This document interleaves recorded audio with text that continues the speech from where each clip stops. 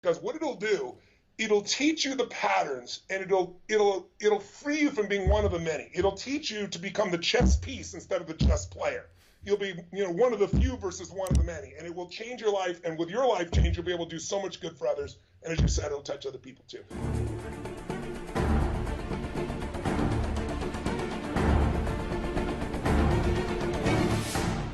Hey, Tony. How you doing? So Tony is here to talk today about Unshakable, his new book, which comes out after Money Master the Game, which is a #1 New York Times bestselling book. And now I want to ask him, so Tony, you already had this amazing financial book. Why the second book? Well, that's a good question because, I wrote 670 pages in Money Master the Game, and I think I don't like writing. But I was so obsessed because after 2008, seeing everybody lose, their homes and losing half of their net worth, and seeing nothing be done about it, about 2 years later, I finally said, look, I've got this relationship with people like Paul Tudor Jones that I've coached for 24 years. He hasn't lost money in 24 years. Amazing. I've got access. What if I interviewed the 50 smartest people in the world, the Warren Buffetts, the Carl Icahns, right? The Ray Dalios. And so I did, and I'm thrilled with that book. It's #1 bestseller, not because of me, but because all these incredibly genius people, it's all their content that I delivered here. And we fed 100 million people. I fed 50 million through the book, and then I matched it for another 50 million, and we did it again last year.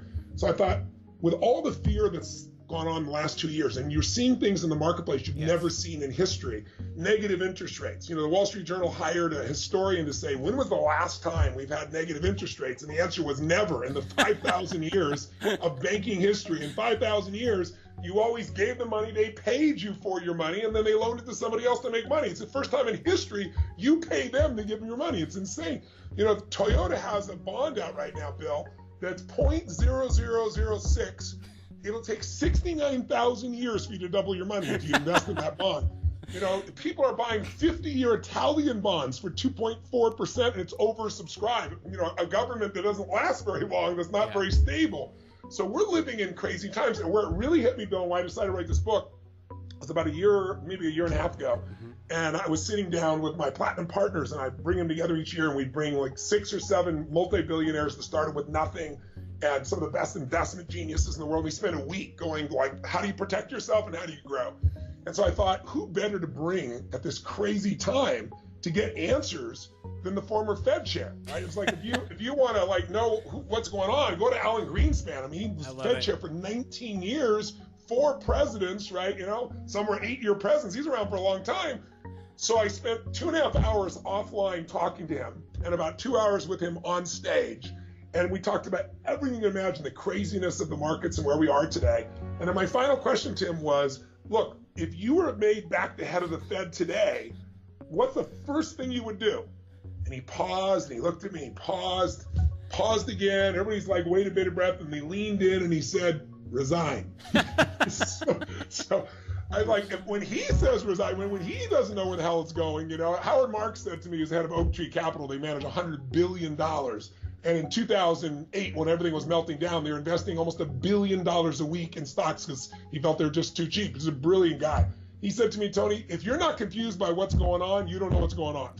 Well, here's what's even. So I loved Money Master the Game. I loved the book. I think it was fantastic because the one before that I read The Intelligent Investor, and it's like an economics book written by an economics professor for economics professors. And it's like, even though Warren Buffett made all his fortunes off that book, it's really dry. Money Master the Game was easy to read, really wonderful, and this one goes even further. And I think the brilliance of this book is the simplicity of which you boil it down. I thought the 620 pages was a great boiled down version, but you went even further and went to less than 200 pages. You bring all the insights of the 50 top most brilliant financial minds in the world into this book, and I think it's just amazing. So I really appreciate it. So let's ask you this. So how do you retire rich? Right? This is the question.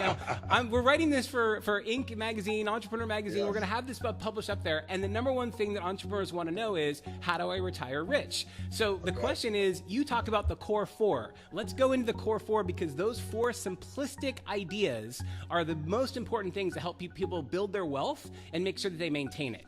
There are so many things that can mess up your business even when you're brilliant. I mean, the government can change a rule instantaneously. Your Airbnb or your car sharing experience, one of our car sharing companies. I'm blanking out besides Lyft. What am I thinking of? Uber.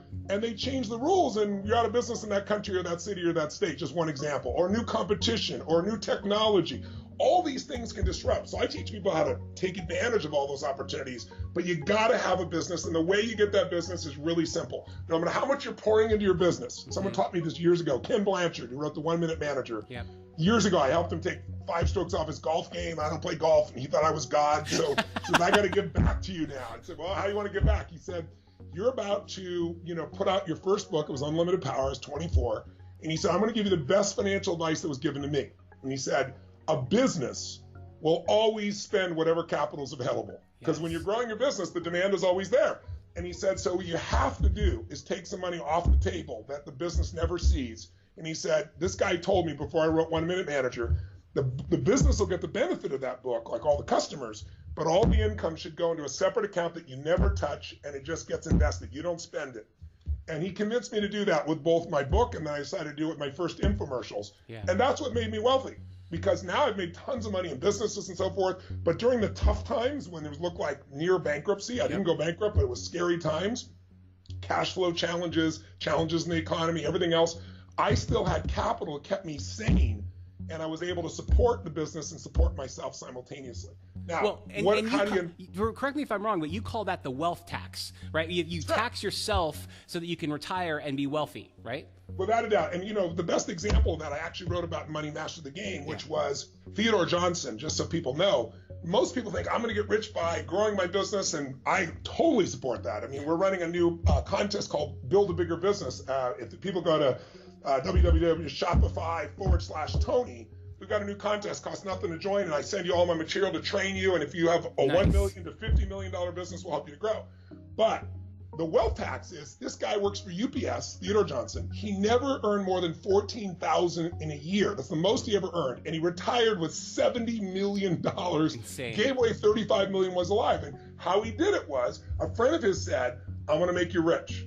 We're going to put a tax on you, a 20% tax. He goes, I can't spend 5% of my money. I need every penny. He goes, you'll adjust. If the government came along and said there's a 20% additional tax, you'd scream, you'd yell, and you'd pay it, and you'd adjust. Right. So he got him to do that, and that compounded is what put him to $70 million, never making 14 grand. So you want to be in business, but in order to do that, the old phrase that when a person with experience meets the person with money, the person with the experience ends up with the money and you end up with experience, right? That's right. So this book is designed to change that. Now, let's talk about the core four. Core four. The first step, if you haven't done it, which I assume most people have, is you've got to decide that you're going to become an owner and an investor, not just a consumer. Mm-hmm. You've got to take a percentage of what you earn and set it aside. And that's hard for business owners because they're pouring everything into the business.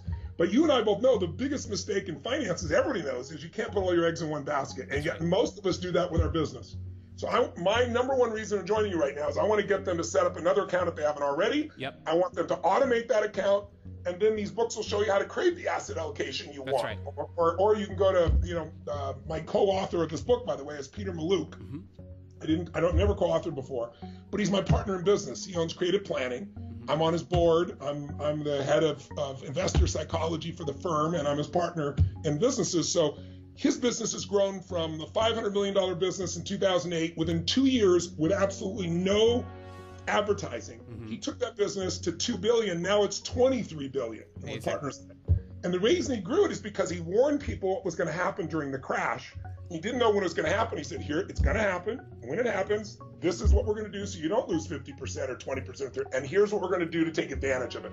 So I want people to know there's a plan in here for that. But one of the things I did when I interviewed all these people, as I said, come to your core four, is I'm interviewing like Sir John Templeton, who made all this money when blood was in the streets. Right? He waits till the worst time, and he believes maximum pessimism.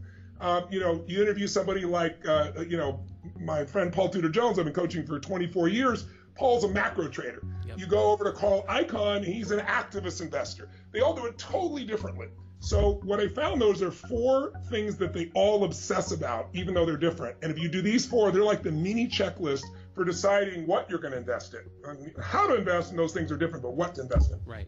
And the 4 are really simple. Number 1, you have to, these guys are not obsessed about making money, which you would think they are. They're obsessed about not losing money. Right. The average investor is, how do I make money? They know that if a market drops, a crash drops 50%, you don't have to make 50% to get even. You got to make 100%. Yeah. You understand, Bill? If you got 100 grand and you lose 50%, you're down to 50. And you say, okay, I'm going to grow at 50. That's only 75,000. You have to grow 100 to get even. It might take you a decade. So the way they do that is by creating an asset allocation, dividing up their assets in a way so that when markets drop, they never get hit. So that's number one. Number two, the one that's more sexy is called asymmetrical risk reward. Yeah. Every single one of them are obsessed with it. And all that is most people think that if I'm going to be an investor and I'm going to make any money, I have to take these huge risks in order to get huge rewards. And it's quite counterintuitive, the opposite. And I'll stop right there for a second, because that's also what you're being taught, right? But the people that are the brokers, not fiduciaries, and we'll talk about that later, the people that are selling you the assets are like, well, you can't go out there and just expect to make a huge return without investing something. You got to risk it all to make something. And so we've been trained incorrectly that you have to risk it all to make anything, even 10%. So you risk $1 to make 10 cents. You're saying do the opposite. Risk 10 cents to make $1. And that's what the greatest investors do. And it's not easy for them to do by any stretch. It's hard to find those opportunities, but they focus on it. So, for example, Paul Tudor Jones, who I've coached for 24 years, hasn't lost money in 24 years. Paul's whole approach is 5 to 1. Yeah. If I'm going to invest $1, I'm going to risk $1 to try to make 5. That's a good risk. Yep. Right? Now, if I'm wrong, I can risk another $1 and still make 5. And guess what? I'm still up. He can be wrong 4 times out of 5, and he's still, he breaks even. Right. Kyle Bass is the gentleman who took $30 million, sounds like a lot, but he turned into $2 billion in 2 years, and he did it in 2008, 2009, worst time in history. But the reason he did it is he never risked more than 6 cents to make $1. So he could have been wrong 15 times, Bill, and still made money. It's amazing. So, or a really good example is, I just saw a picture of him a little bit ago. There's a TV screen somewhere in my back of my eye. I saw it somewhere. Was President Obama today was out there with my friend Richard Branson. He's doing kite sailing. But Richard is a perfect example. He risks his life all the damn time. He takes enormous risks on boats. About a month ago, he crashed on one of his bikes, and almost smashed his head in. He's always doing something crazy. But he doesn't take risks in business or investing. His risks there are minimum. His number one question in investing and in business is, how do we protect the downside? That's right. When he went to go do the purchase when he went to open up Virgin Airlines, he's competing with some of the biggest firms in the world. And his brain is like, I got a lot of risk here. I'm buying these Boeing business jets. This could literally put me under. Right. So he negotiated for a year before he convinced them to let him work for 2 years. And if he went under, he could give back the jets and pay nothing. And he pulled it off. And of course, he didn't go into business. So he had no downside, all upside. That's amazing. That's a risk reward. And then the third one is, you don't want to start with this, but you got to understand tax efficiency. Yes. If you try to make investments based on tax efficiency first, you're making a big mistake. At first, it's not lose money, it's asymmetrical risk reward. But if you got those two, you can only spend what you keep. Right. And when you look at your mutual funds return, or all these returns, it's all gross returns. You got to look at fees and taxes to know where you really stand. And so you got to make sure you're tax efficient. And then the fourth one is obvious. It's diversification. It's only free lunch. Yes. So the gentleman, David Swenson, who's the head of Yale, CIO, Chief Investment Officer of Yale, took them 200 years to accumulate $1 billion for Yale. He turned into $1 billion and $25 billion in 2 decades. It's unheard of. He's the greatest institutional investor of all time. Yeah. He said to me, Tony, it's diversify. Diversify across assets. What most people do is they grew up and their family flipped houses, so they love real estate and they flip houses until they get crushed. Right. Or their family loves stocks, so they love gold. And what Ray Dalio told me was, no matter what you like, if you don't diversify radically across the board, there's going to be a day when your favorite asset class, your real estate, your insurance, your gold, your stocks, whatever it is, your bonds are going to drop by 50% to 70%. If it happens later in life, it's too late. So you diversify amongst assets, amongst asset classes, amongst countries, and across time. Yes. Those 4, everybody has in common. And I use those in my checklist when someone's coming to talk to me about investments. Tell me how we're not going to lose money. It's not the question you usually hear. Right? How are we going to diversify? What's going to be the asset allocation? Show me what the asymmetrical risk reward is. Show me how are we going to do this tax efficiency? Exactly. And then how are we diversifying that? When those four are there, it gives you this checklist that's second to none in my experience. So it's brilliant. Those core four is basically how people, when implemented successfully, along with paying the wealth tax, you tax yourself first, take that 20% off the table, and then use those 10 core or 15, wherever they can start. That's right, exactly. And I also love your idea of the future cash. If you can't take 20%, start with 5% and promise every time you get a bonus, every time you get a raise, ratchet it up until you get to 20%, because everybody can do this. The problem is, if you don't get that discipline early on, you spend what you make, just like a business, right? So you need to be able to get in that position. So now, I tell people that are in business, by the way, who are watching right now, who maybe the business is not yet profitable or it's just barely profitable, and they're saying, Tony, I can't put this money aside. What I say to them is, you've got to put this tax on yourself, because you will adjust.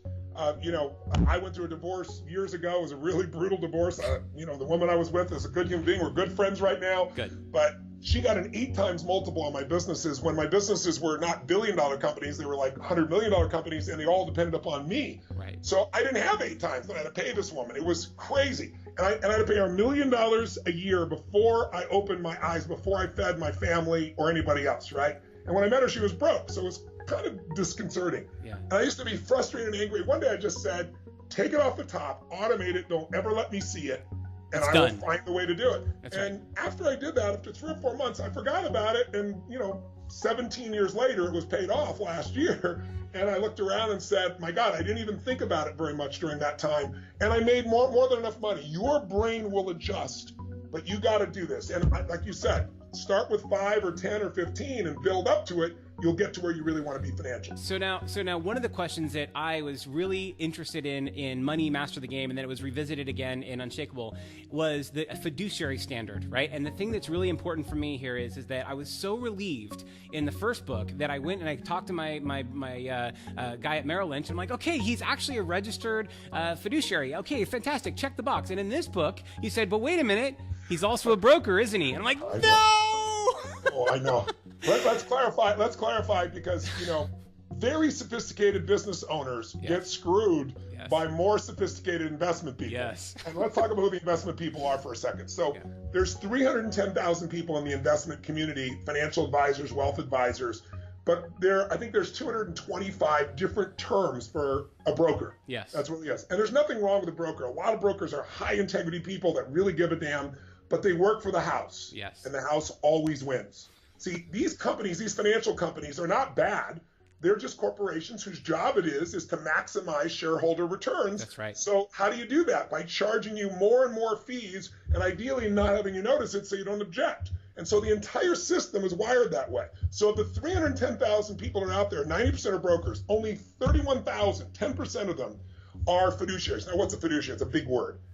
The broker just has to provide investments he calls suitable. Suitable means, it's a suitable meal. It's a suitable conversation. It's okay. It's okay, right? And what it is okay is he thinks it aligns with your goals. There's no way to enforce this. Right. But if you choose to be a fiduciary, that means you say, I don't take commissions. I'm not making money off of you. I am going to be paid for my advice to you, and my advice will be transparent because there's no secondary gain. That's right. I'm not going to lend you go to this fund over here because I get a 3% commission. Right. I'm just going to recommend what's best for you.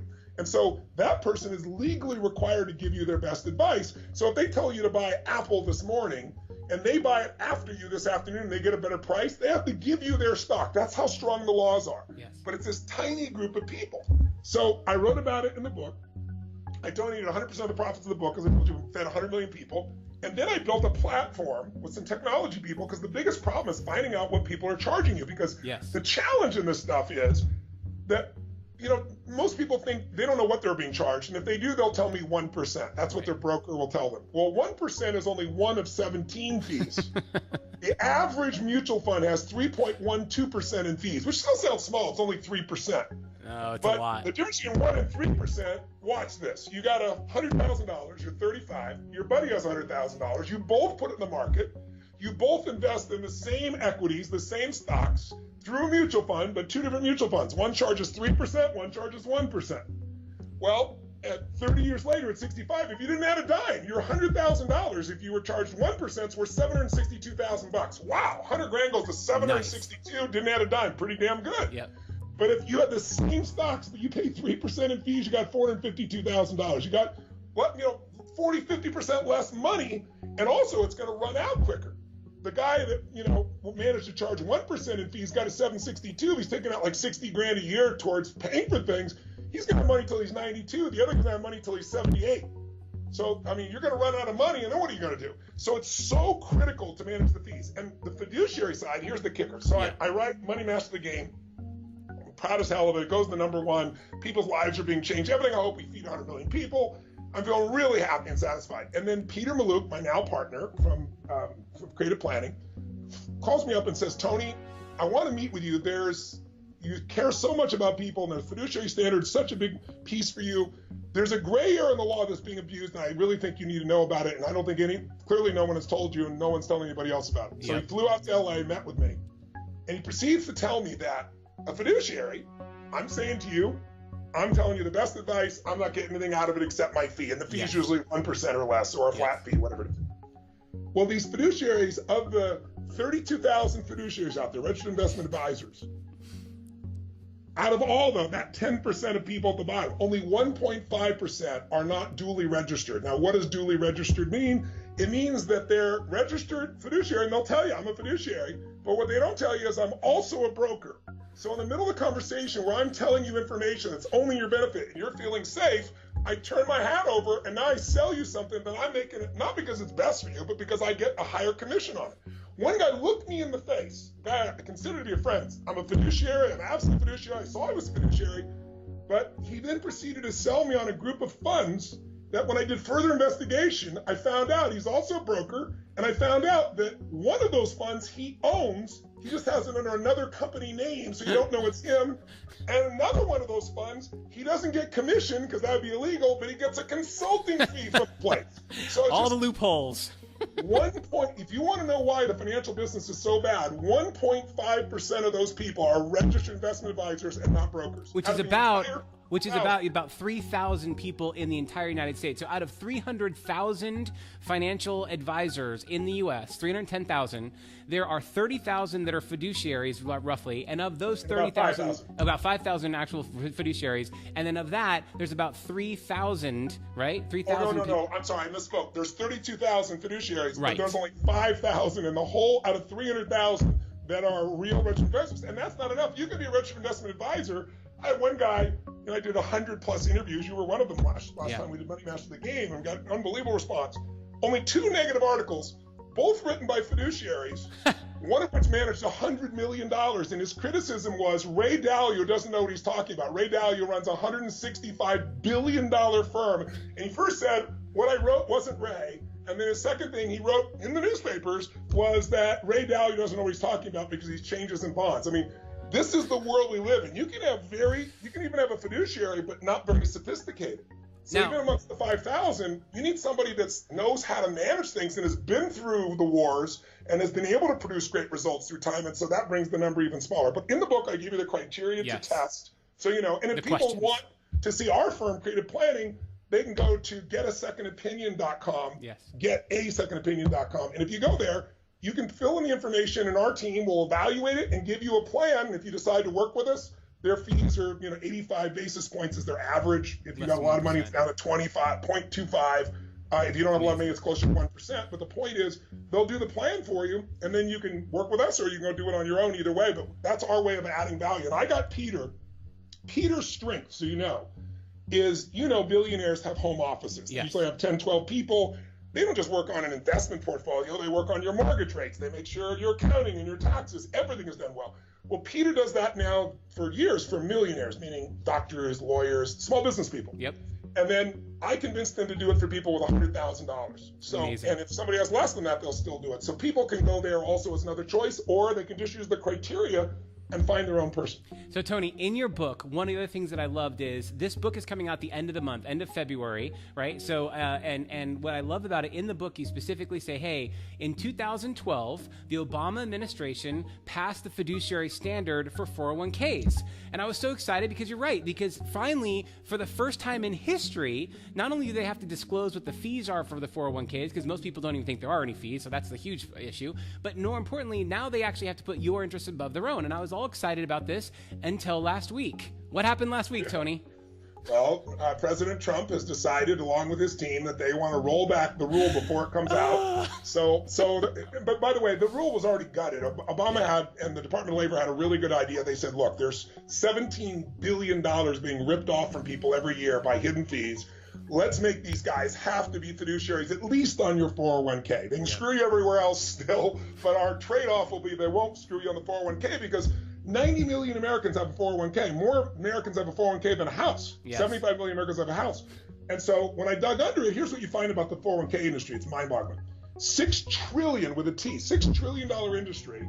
And they did not have to tell you for 30 years, up until 4 years ago, they didn't have to tell you what they were charging you. If you ask people today, the latest survey shows 71% of Americans think they pay nothing on their 401k. And the balance that know they're paying something don't know what they're paying, right? So what industry on earth can come and just take your money without telling you what it is for decades? So 4 years ago, the Department of Labor changed the rules and said, you must disclose what you're charging these people. So their solution in the financial industry, typical for the financial industry, is come up with 35 to 50-page documents where the answers are hidden in the documents, where if you have a PhD in economics, maybe you can figure it out, right? But what's really amazing, though, today on this side is today now it looks like we're going right back to where things were before the Obama group started working on this, and you're not going to have somebody be a fiduciary. There are people in the 401k space. You can go to showmethefees.com, and I've got partners there in a group called America's Best 401k. And what we did was, when I worked with Jack Bogle, the first thing he said to me, Tony, was, I know you're sincere. I came for 35 minutes. I spent 4 hours with him, right? He goes, this has been the most probing, penetrative interview of my entire career. He goes, I see you're sincere. I see what you care about. He goes, I want to help you. He said, you've got to work on 401ks because that's where most people are being screwed first. Yes. So I started digging under the piece in the 401k side. And what we began to find out is, if you go there are firms, most people know, you want to make sure fees matter, so you want the lowest fees possible. Mutual funds, active mutual funds are not going to be that. Active mutual funds average 3.12%. Active mutual funds, 96% of them fail to match the market in any 10-year period of time. Only 4% do it, and the 4% are always changing, so you're not going to find them. So it's not going to happen there. Index funds, as you well know, like, for example, Vanguard would be an example of that, right? The S&P 500 by Vanguard. You can get that for 0.055 1/100%. Wow.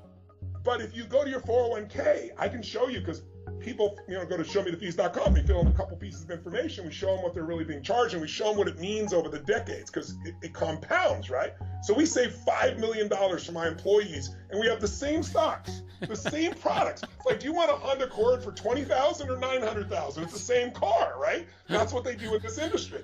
But what we really did there, we dug underneath. Some of these guys, most of them, if you're a small company, which is where 80% of people live and work, they don't usually have, on your 401k, they don't usually have the ability to put them into index funds. And the reason they say is your firm isn't big enough.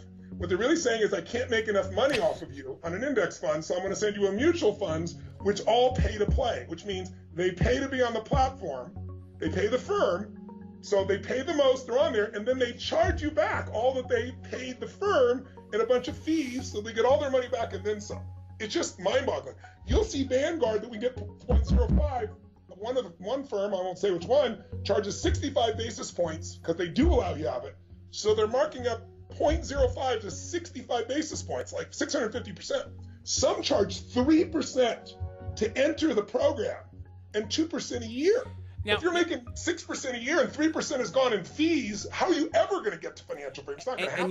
And yet, when the actual fiduciary standard was repealed last week, and I quote, "This is a solution in searching for a problem. This is a solution in search of a problem." And that's what the Congress is telling us. They're like, we don't need this. So the presidential scratches the order, and then everyone says, yeah, it was never a big deal anyway. Thank you, financial lobbyists. So my whole thing is, I'm so glad that you put a big, bright light over all of this, because essentially you're one of the few people I know who break this down into very simplistic language. See, simplicity to me is the hardest thing in the world, because anyone anyone can basically send you 50 pages of gobbledygook and say good luck and hope you can figure it out. That's what they did to hide the fees in the first place.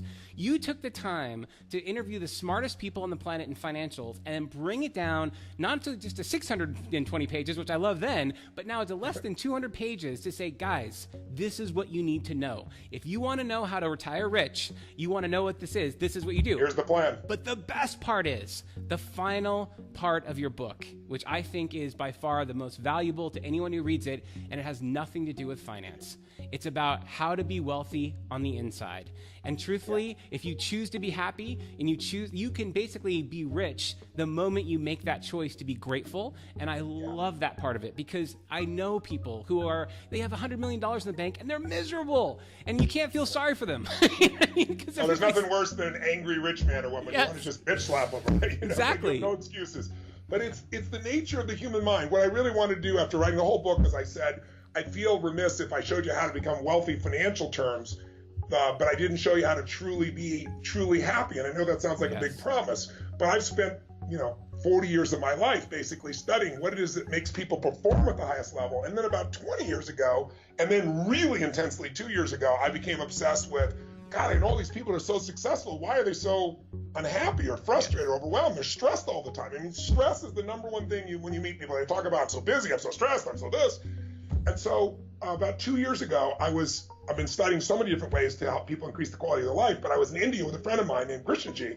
And he said, Tony, you know how you teach that if you have peak energy, if you're energy rich, the world is different. You think differently, you interact differently. If two people are in really high levels of energy and they're together, they're going to have a great relationship. Two people love each other in really low energy, they're going to say things and do things that'll mess things up in their relationship very often.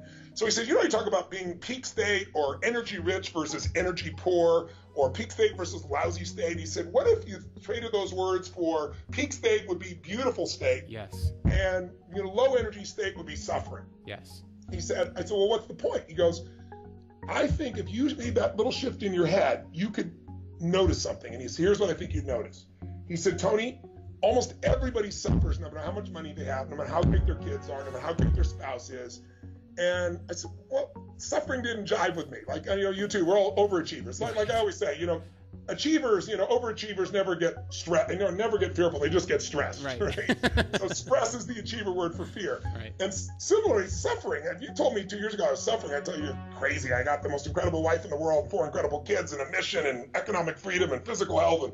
And I wouldn't be lying. I would be telling you the truth. Right. But when I made this little distinction, it made me measure more. And you can't manage something you don't measure. Yes. And so I started measuring, because I started realizing, okay, what's a beautiful state? It's not just happy. If you're happy all the time, your face hurts. You gotta have happy or creative as a beautiful state, or determined, or loving, or grateful. I mean, we could name 500 words, emotions that are positive emotions that when you're in them, you do what's right. Yes. A suffering state is like frustration, anger, disappointment, resentment, fear, worry, concern. And I had to be honest, I get pissed off, I get frustrated. I mean, yes. In fact, I realized how cheap my happiness was. I don't have it on. Oh, here it is. All I had to do was pick this up and my happiness would disappear.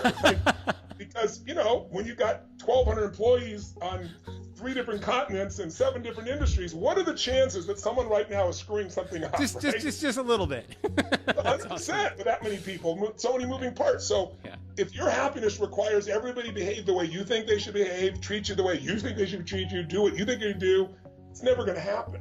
So what I began to do is say, I need to draw a line in the sand, and I'm going to make a decision. And I got this from my friend Christian G. He goes, my spiritual vision is to live every day in a beautiful state no matter what. Not so I'm positive, because I'm smart. Because stupid people allow themselves to stay in a lousy state. Amen, brother. In a lousy state, you don't treat people better. Lousy state, it affects your health. Lousy state, you don't have a great time in your life. So it's not about being positive, it's about being smart. And so what I began to do is say, I used to try to convince myself that when I'm pissed or whatever, I get smarter. I do get stronger. But I get even stronger when I'm not pissed, and I'm playful and I can have the enjoyment of it. So I created a 90-second rule for myself, and I'm bringing this real short because I know we're running out of time. Yep. But in essence, what I did is I recognized the tension in my body when I was feeling frustrated or concerned or worried or pissed off or anything. And the minute I feel that, I give myself 90 seconds to get out of it. And it's easy to get out of because all you have to do is change your focus. It's amazing. We've all been to a funeral and everybody's crying, and then somebody says something about the deceased or tells a story, and you're not supposed to laugh, but it's so funny, and you go from crying to laughing your guts out, right? That fast, just by changing what you're focusing on. So all I did was, every moment of our life, there's something to appreciate or enjoy. And when you appreciate and enjoy, stress disappears, fear disappears, all that shit disappears. So I find something right away. And what triggered me also was, again, Sir John Templeton. I asked him, what's the secret to wealth? Self-made billionaire. Yeah. Brilliant man and an incredible giver. And he said, Tony, you don't know it, you teach it. And I said, well, I teach a lot of things. Which is it? And he said, gratitude. Yeah. He said, how many people do you and I know that are billionaires that are miserable? And he said, how many people do you and I know? I'm sure we both know people that have almost nothing financially, and they're incredibly happy, like Fiji, as you know, right? The happiest people you ever meet, and anybody else would think they're in poverty. Right. And the reason is because they're grateful.